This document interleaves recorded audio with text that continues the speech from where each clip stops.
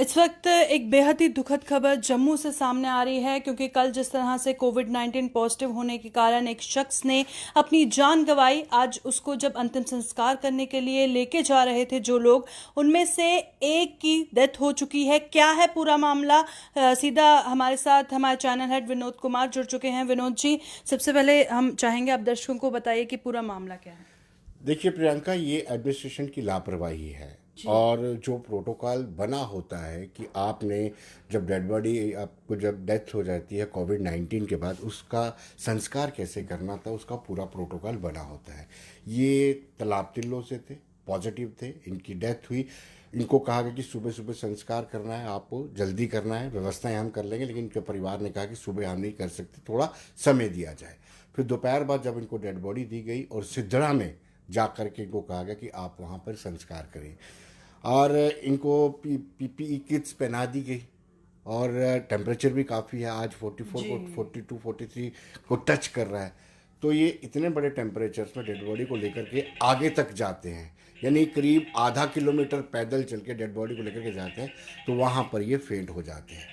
फेंट हो जाते हैं तो इनको वहाँ से हॉस्पिटल में लाया जाता है। एक की रास्ते में डेथ हो जाती है और दूसरा क्रिटिकल है।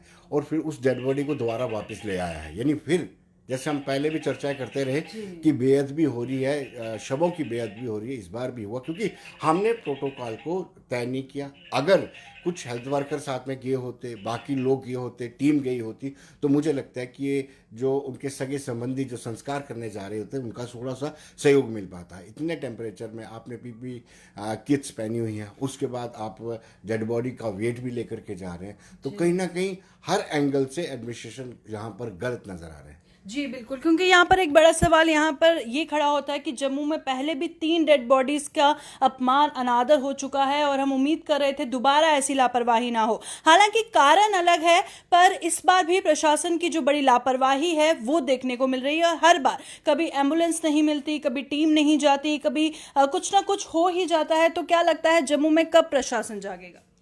देखिए, शुरुआत में बात करें, जब हम उधमपुर में एक औरत, टिकरी में औरत की डेथ हुई थी कोविड-19 से, तो उसका परिवार डेड बॉडी छोड़ के भाग गया था। फिर यहीं से हॉस्पिटल प्रशासन और जम्मू म्यूनसिपल कॉर्पोरेशन के लोगों ने उनकी डेड बॉडी को अंतिम संस्कार दिया, जो फाइनल रिचुअल्स होते हैं वो अदा किए।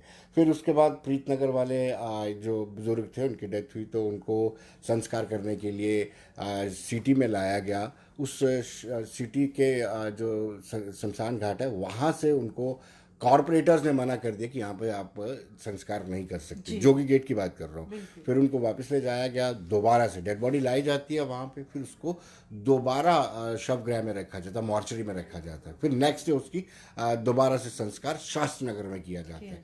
तो ये दूसरा बेअदबी का मामला आ गया।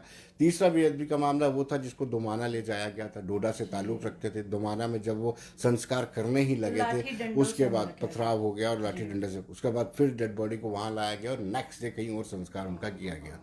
और ये चौथा मामला है, इसमें भी डेड बॉडी को संस्कार नहीं हो पाया। तो किसी ना किसी तरीके से अब एडमिनिस्ट्रेशन को अचेत होना, जागना पड़ेगा कि आखिरकार वो जो SOPs हैं या फिर जो प्रोटोकॉल डिसाइड किया गया है कि किस तरीके से डेड बॉडी का अंतिम संस्कार करना है, जो कोविड-19 के साथ जिसकी डेथ होती है, उसको इख्तियारात करना पड़ेगा। हम पहले भी इस पर चर्चा कर रहे थे कि अभी इतने ज़्यादा केसेस हमारे यहाँ नहीं हैं। हम कोई डेडिकेटेड एक संस्कार शमशान घाट दे सकते हैं, एक ग्रेवयार्ड दे सकते हैं। कोई मुस्लिम की डेथ होती है तो उसमें उसको दफनाया जा सकता है, ताकि किसी को हड़बड़ाहट ना हो।